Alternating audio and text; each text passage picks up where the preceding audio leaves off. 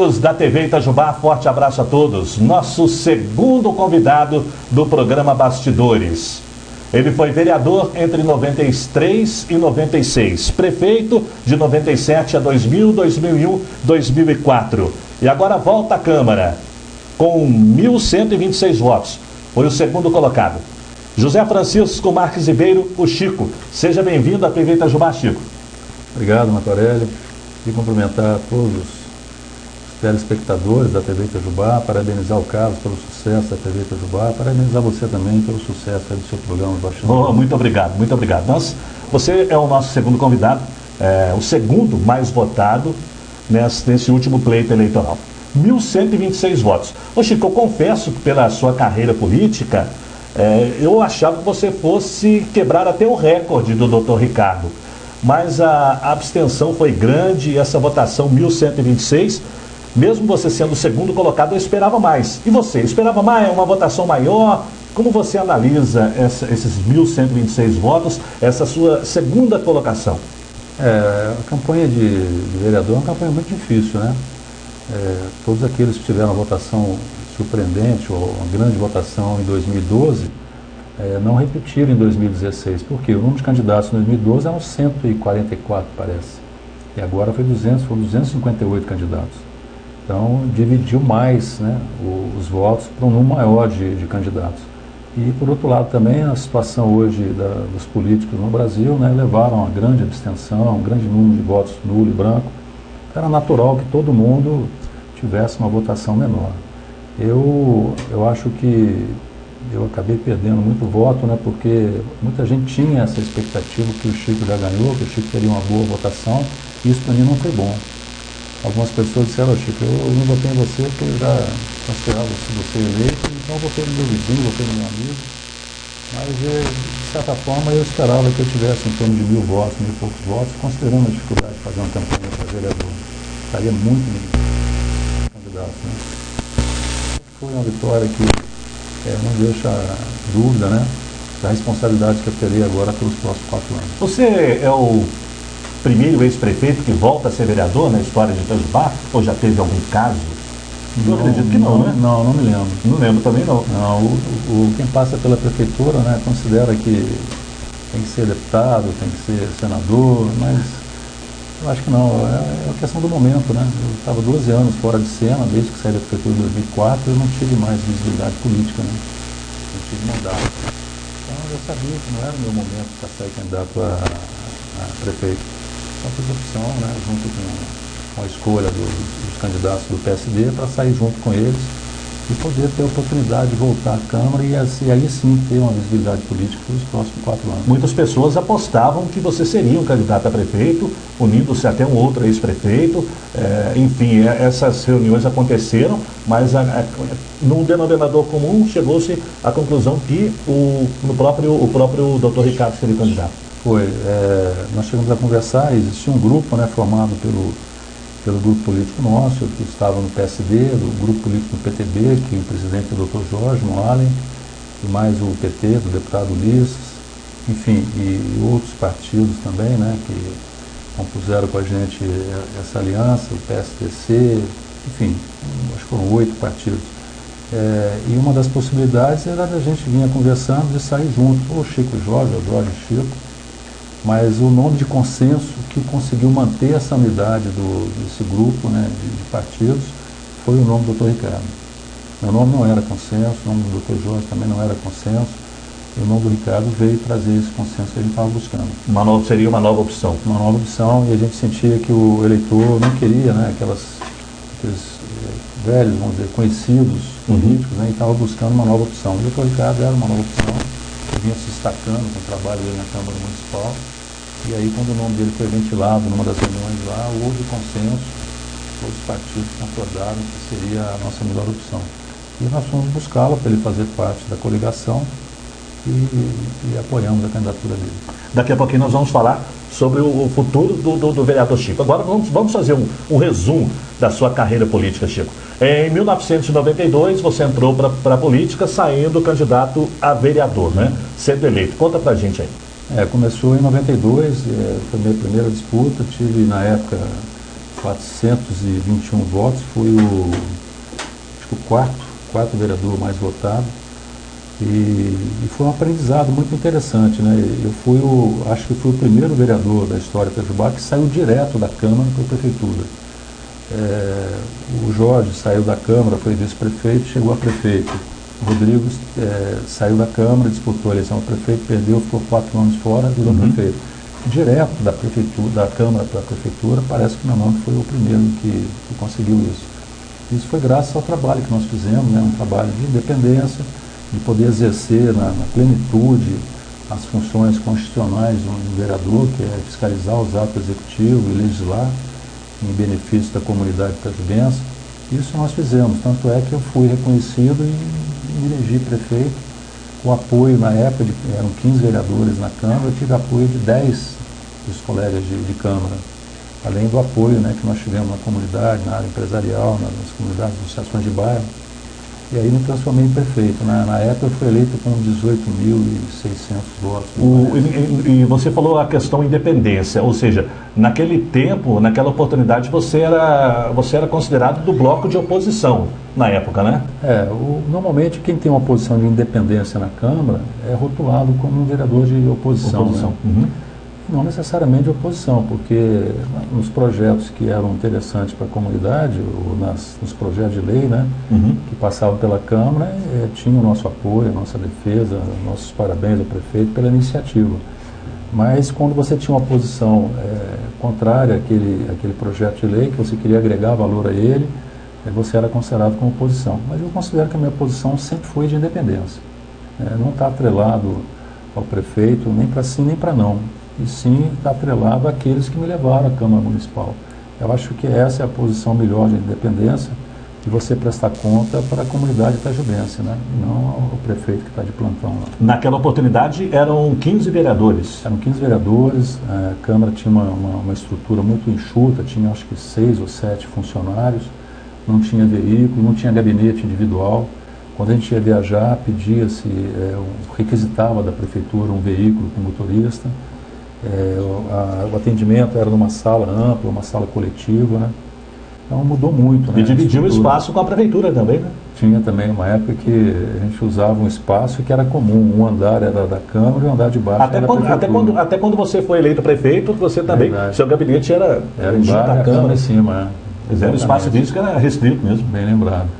Era bem restrito. A gente tinha uma relação ali de independência, mas harmônica, né?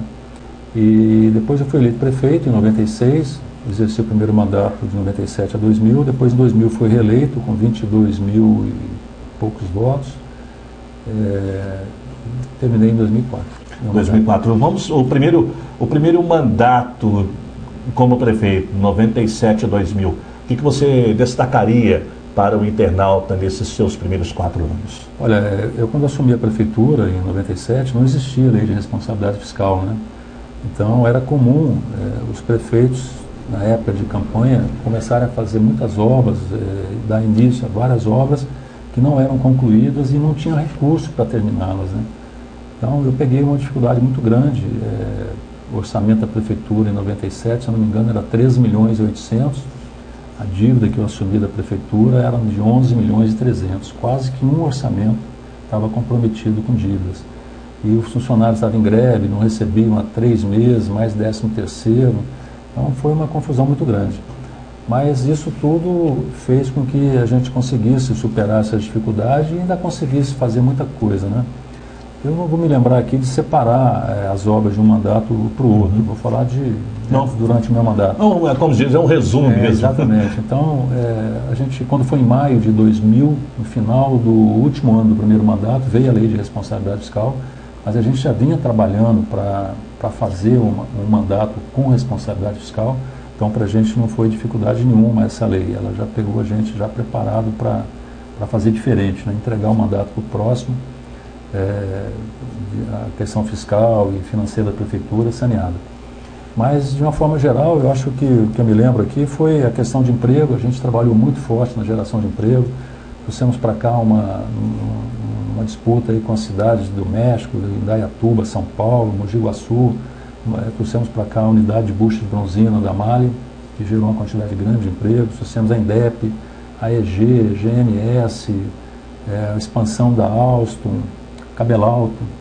Então, foi um momento bom para Itajubá, que além da geração de emprego, melhorou bastante a renda da prefeitura, porque todo o ICMS recolhido aqui em Itajubá, 25% retorna. A grosso modo é isso, tem uma regra lá, mas a grosso modo 25% do ICMS recolhido aqui retorna para o município. Então, nós fortalecemos bastante a renda da prefeitura nesse período. Terminamos o mandato, saímos de 13 milhões e 800 para 58 milhões. Naquele tempo, Chico, naquele tempo o Plano Real estava em franca ascensão, o país estava, pelo menos, em desenvolvimento, e aquilo facilitava também para que o prefeito corresse atrás e trouxesse indústrias para a cidade, né? Era uma disputa muito grande, né?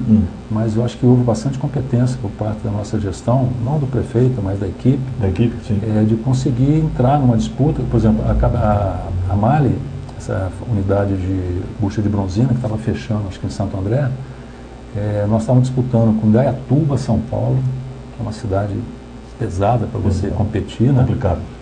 Mogi Guaçu, onde fica a diretoria da Mali, e Ramos Arizpe, uma cidade do México. Porque a Mali é uma empresa multinacional, para ela ficar no México, Itajubá, ou na China, nos Estados Unidos, não faz diferença, ela abastece o mundo inteiro, né? Então, foi uma disputa difícil, nós conseguimos ganhar graças ao trabalho que nós realizamos para conquistar essa unidade. Na área da saúde, a gente construiu 4 novas UBS, da Piedade, da Vila Rubens, Nossa Senhora de Lourdes, construímos a Policlínica da Varginha, a Policlínica Odontológica, né? Nós tínhamos aí uma policlínica para atender a questão de saúde bucal, tinha exames que eram realizados com mais frequência, não tinha esse tempo de espera longo como tem hoje, os remédios a gente distribuía nos postos de saúde para facilitar, para não concentrar tudo num lugar só. Acho que foi um momento bom também para a saúde. Na área de educação, sem dúvida, acho que foi o nosso maior legado, né? A maior herança que nós deixamos para o município de Itajubá foi o trabalho que nós fizemos na área da educação. Nós construímos 4 novas escolas, no Rebojão, no Santo Antônio, lá no Divisa, no Alto, Santo Antônio, Santo Luzia. Geraldo Cerávulo, né? Geraldo Cerávulo. Construímos ali perto ali da FACESB, né? Ali na avenida. E a outra foi 4 novas escolas, né? Não me lembro, está me fugindo aqui. Mas o tempo, já tem um tempo. Ô Chico, no esporte nós fizemos 4 ginásios poliesportivos, até a nossa gestão tinha o poliesportivo do Estado, que era o Tigrão, tinha o poliesportivo da Unifei, né, federal, da Santa Rosa, e um municipal, que era o Santa Rosa, né, que o Saulo construiu. Nós fizemos 4, e depois disso nada mais foi feito.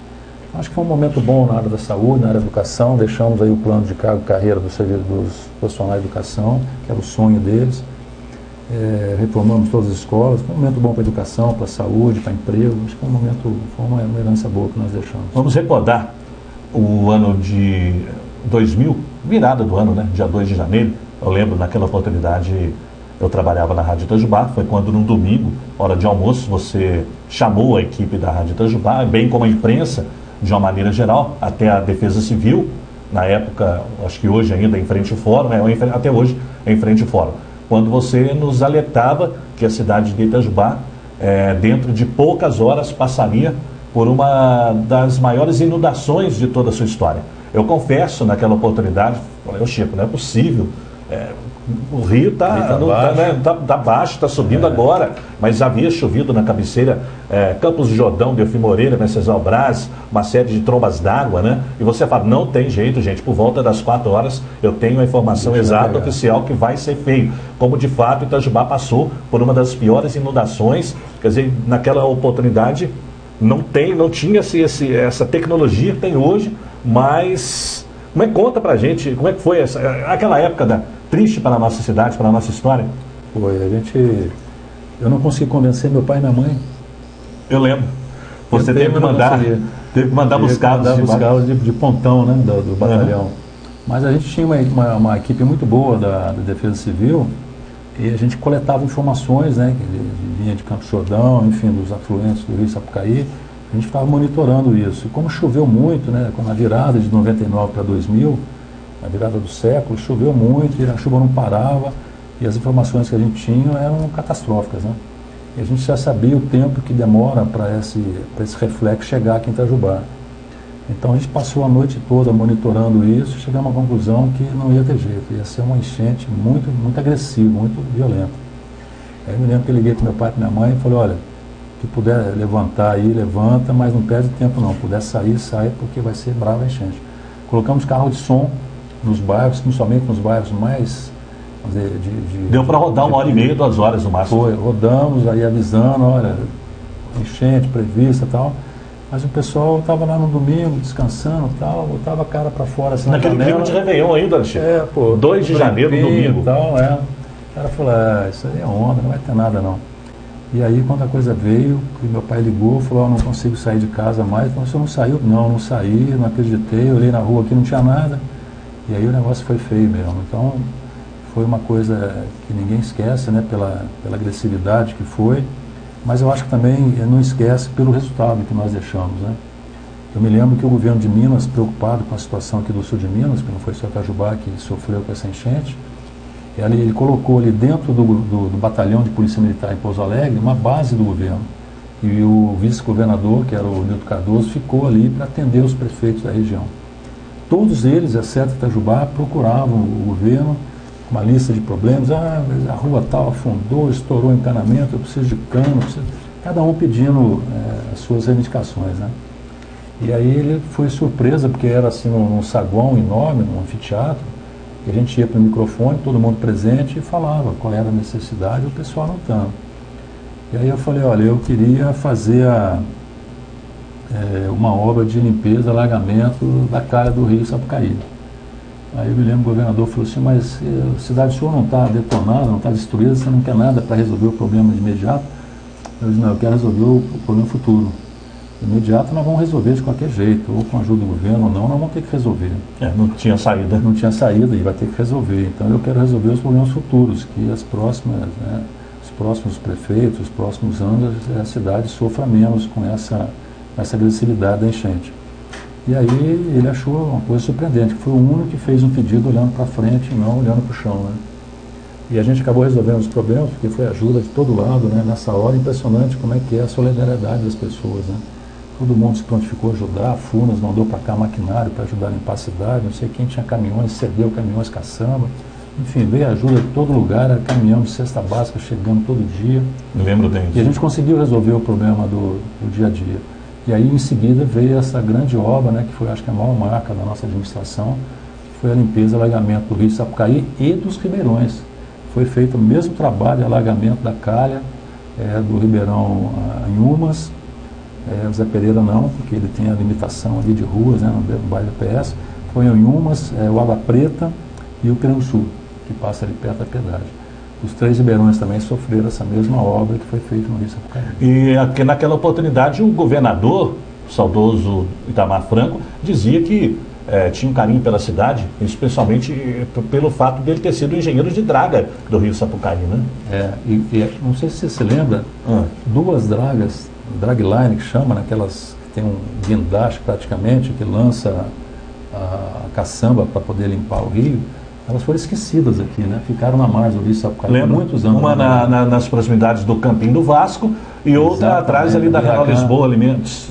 No Iractão teve mais, porque no bairro da Avenida, atrás ali do Arroz Império, ficou uma outra máquina. Ficaram 2 máquinas, né? Então, isso o Itamar lembrou que ele era o superintendente, ou diretor, ou presidente do extinto DNOS, que é o Departamento Nacional de Obras e Saneamento, que cuidava disso no Brasil inteiro. Depois isso foi terceirizado para os governos estaduais. Mas o Itamar se lembra muito bem que ele, na época dele, foi que ele mandou essas máquinas para cá. Depois ele saiu, esqueceram de pegar essas máquinas, como o governo federal é muito grande, gigante, acho que ninguém se lembrava mais das máquinas, ficaram abandonadas aí um bom tempo. Um bom tempo. E nós tivemos que pagar para tirar essas máquinas daqui, porque... Máquinas caras que foram destruídas pelo tempo, também por vândalos que roubavam, tiraram coisas de valor, exatamente, por aí. E aí o governo federal falou, não consta essas máquinas como nosso patrimônio, não, você pode botar como sucata. Aí foi como sucata, mas o cara falou, eu só posso buscar se você pagar. Frete, foi só que faltava, o cara vai levar sucata e ainda vai ter que pagar. Bom, nesse ano 2000, era ano de eleição, você concorreu mais uma vez a prefeito, e acabou vencendo aí as eleições, né? Aí você ficou por mais 4 anos à frente da prefeitura. Conta aí pra gente. Foi no ano 2000, né? Foi uma reeleição. Foi o primeiro prefeito reeleito de Itajubá, porque a lei de reeleição veio nessa época, né? Uhum. E nós ficamos 4 anos. Depois disso, eu saí candidato a deputado federal em 2006. Foi muito bem votado, principalmente aqui em Itajubá, tive 22 mil. Eu acho que o grande erro nessa época, penso eu, né, nós estamos nesse bate-papo aqui, eu acredito que se você tivesse saído estadual, você teria sido eleito. Eu acho que seria a sua grande oportunidade de sair estadual. Saiu federal, eu acho que o equívoco aconteceu nisso aí. Concorda comigo? Foi.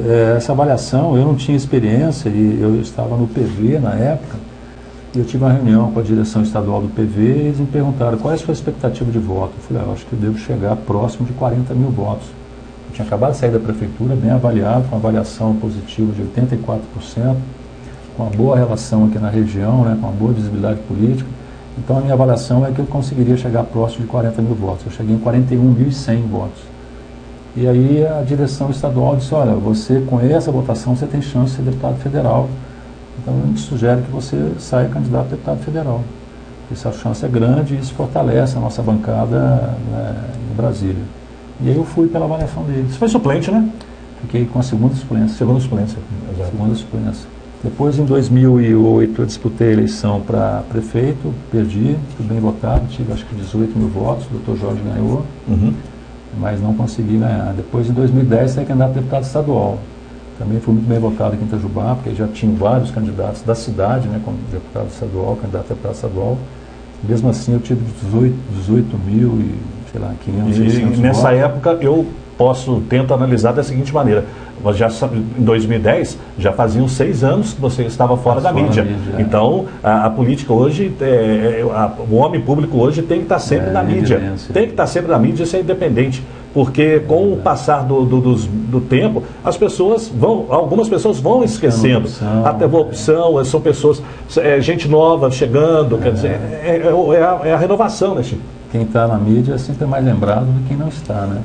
Exatamente. Eu tive uma votação muito boa, tive 29.860 votos, praticamente 30 mil votos, mas precisava de 36 mil votos, faltavam 6 mil votos para conseguir me eleger.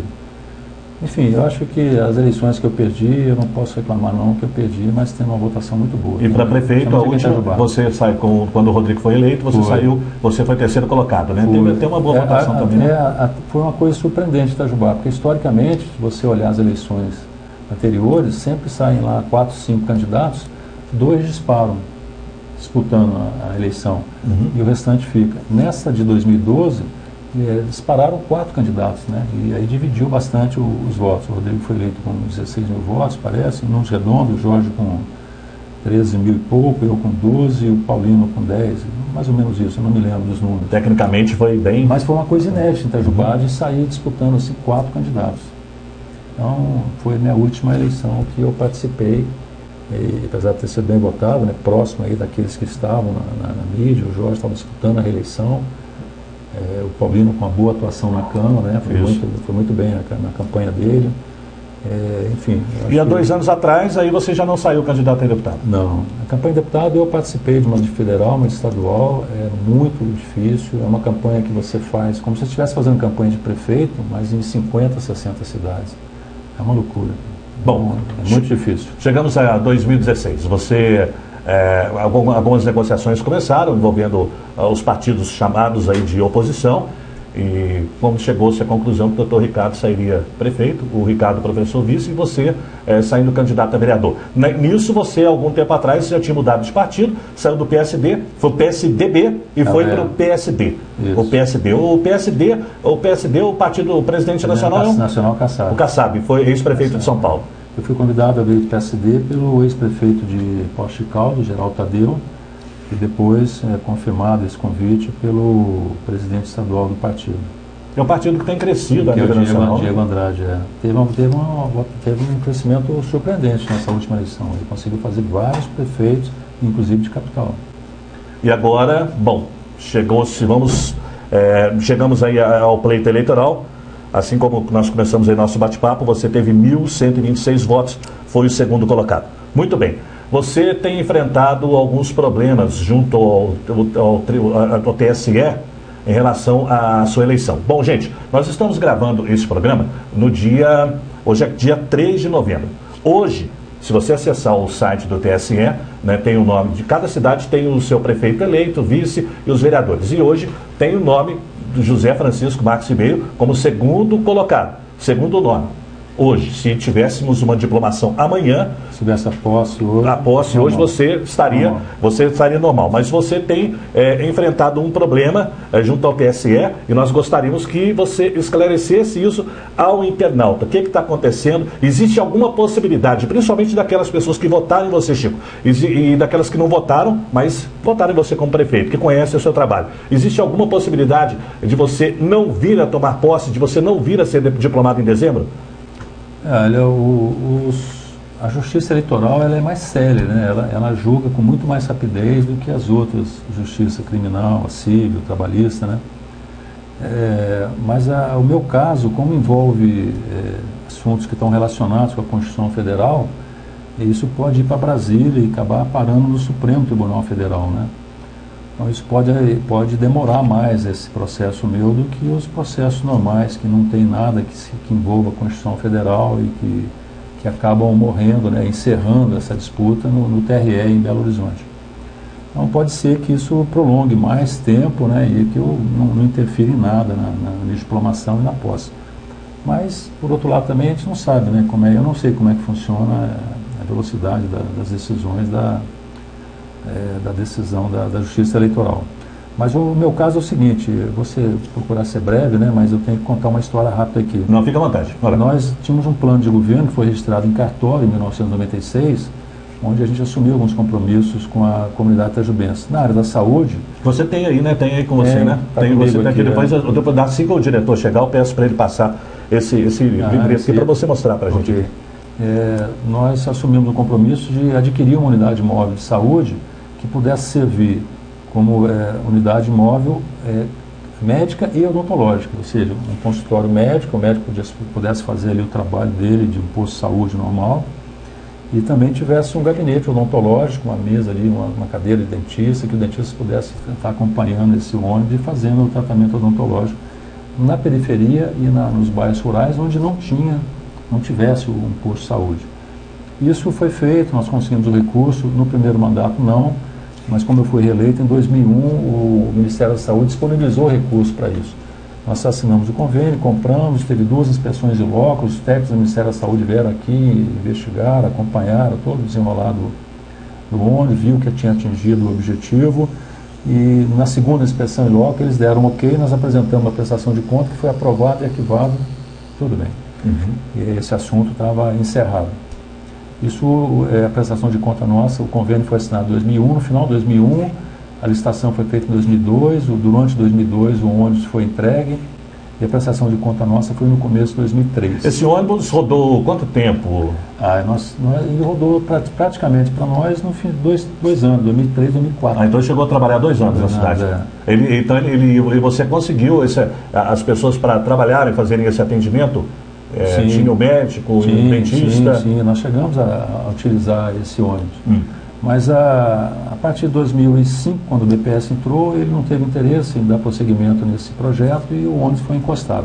Sim. Quando foi em 2006, aí já é uma outra história, a Polícia Federal deflagrou um conluio que existia entre prefeitos, parlamentares federais, deputados federais e uma empresa chamada Planam, da família Amendoim, que vendia ambulância superfaturada. A ambulância era uma Fiorino que vinha limpa, eles colocavam lá meia dúzia de equipamentos, uma maca e vendia essa ambulância por um preço absurdo.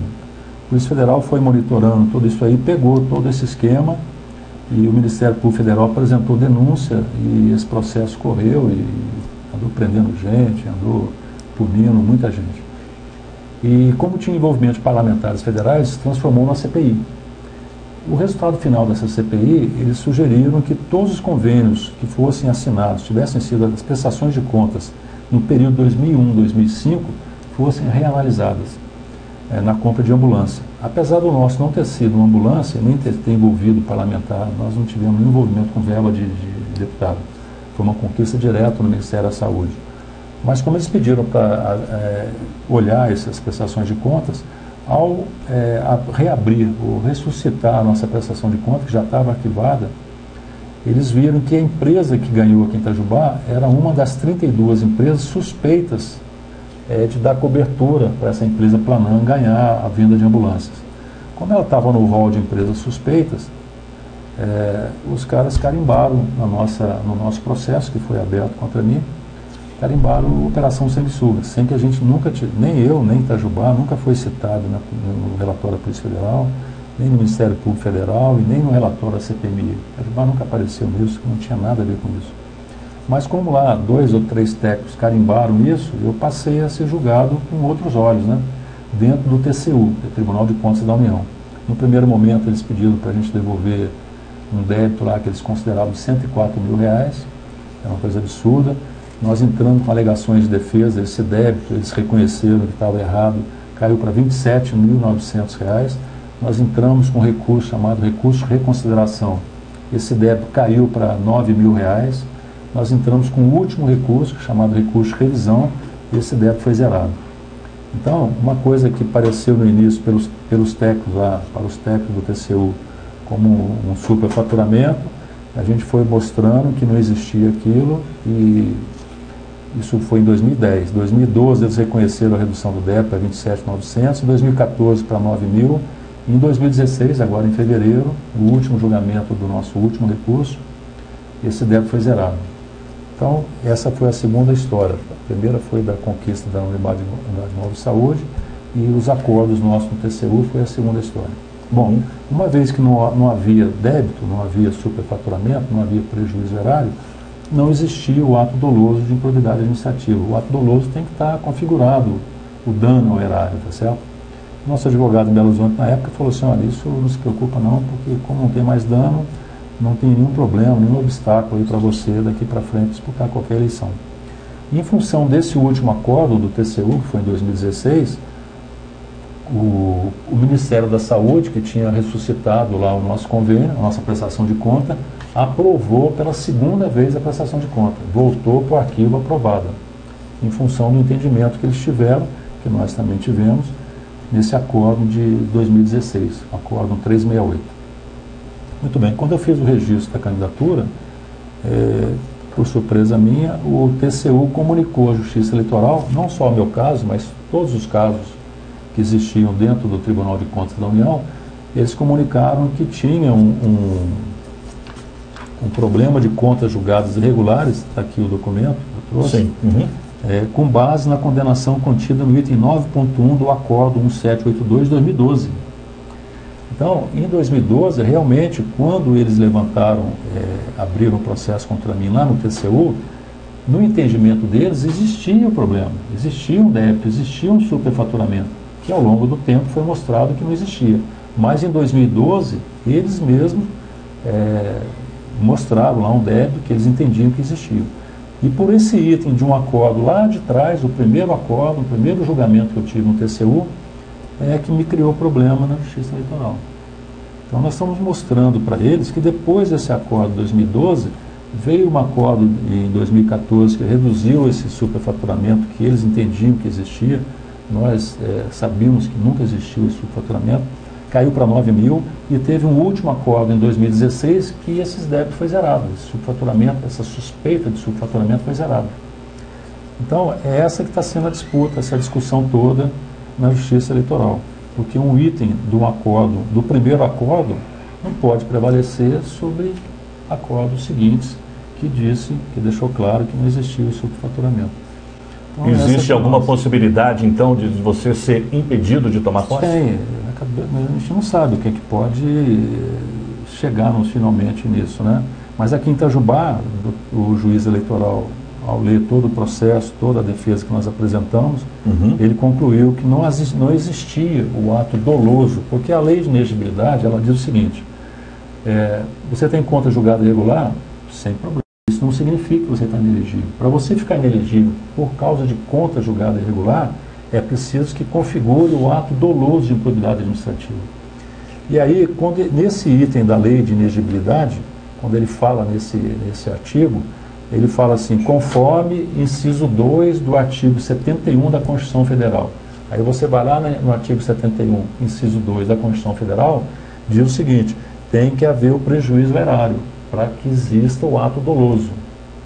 Então, se não tem o prejuízo erário, o próprio Tribunal de Contas reconheceu isso agora no começo de 2016, não existe o ato doloso. Se não existe o ato doloso, aquela rejeição de contas não é impedimento para a minha candidatura. Como o doutor Selmo, o juiz eleitoral, entendeu e deferiu a meu favor a minha candidatura. Só que, ao recorrer à coligação do candidato Rodrigo Vieira, recorreu e lá um procurador manteve o seu posicionamento em cima de 2012. E em cima de 2012, se eu for julgado pelo acordo de 2012, realmente a minha situação é complicada, porque lá existia o ato doloso, existia o prejuízo horário, no entendimento do TCU, não no nosso. No nosso nunca existiu isso. Mas se ficar batendo em cima de 2012, eu estou condenado. Nós queremos trazer a discussão para o acordo de 2016. Então, lá o procurador regional se baseou nesse acordo de 2012, deu um parecer desfavorável a mim, o desembargador acompanhou o raciocínio desse procurador e aceitou o recurso da coligação do Rodrigo. E nós entramos com um recurso, perdemos, estamos entrando agora com o segundo recurso, para mostrar que a discussão não pode caminhar assim, tem que ser caminhado com aquilo que é verdade, que é aquilo que é justo. Chico. Mas é uma discussão que vai longe. Eu até brinquei, fiz um comentário nas redes sociais, dizendo que é como uma decisão de campeonato de futebol, que tem primeiro tempo, segundo tempo, prorrogação, pênalti. Então, isso é um jogo que vai demorar um bom tempo ainda, não sei quanto, mas para ser julgado definitivamente. Você disse no começo da entrevista que a Câmara mudou bastante de 93, 96, quando você foi vereador, para agora. Naquele tempo eram 15 vereadores, hoje, a partir do mês que vem, do ano que vem, perdão, a partir do ano que vem serão 17. Mudou, você acha que mudou muita coisa, regimento interno? Você acha que vai encontrar uma Câmara totalmente diferente do que era nos anos 90? A Câmara hoje, acho que sim, né? Porque ela está mais dinâmica, está mais transparente, até pelas facilidades, né? da TV Câmara, das exigências hoje da lei da transparência, então acho que mudou bastante.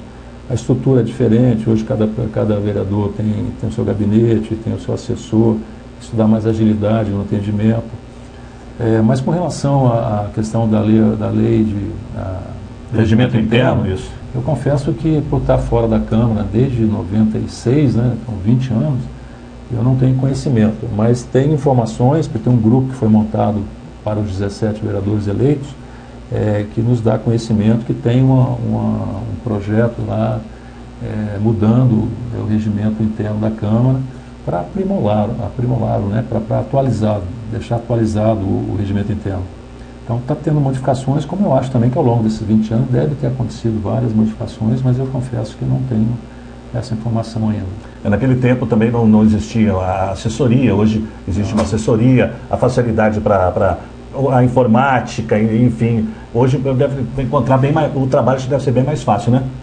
Hoje a velocidade também que a comunidade exige, né, mudanças e projetos de lei, né, o volume de documentos que hoje tramita pela Câmara Municipal, certamente é muito maior do que, independente de 10 ou 17 vereadores, é muito maior do que ela antigamente. Por outro lado, você vai pegar uma Câmara que a população vai exigir bastante trabalho. Esta última Câmara, essa atual, realmente ela se desgastou bastante junto à população, principalmente devido ao aumento de número de vereadores, a população foi contra, né? A população disse que não foi ouvida, enfim, agora são 17, de 10 para 17, quer dizer, a população vai cobrar muito dessa Câmara, né? Sem dúvida.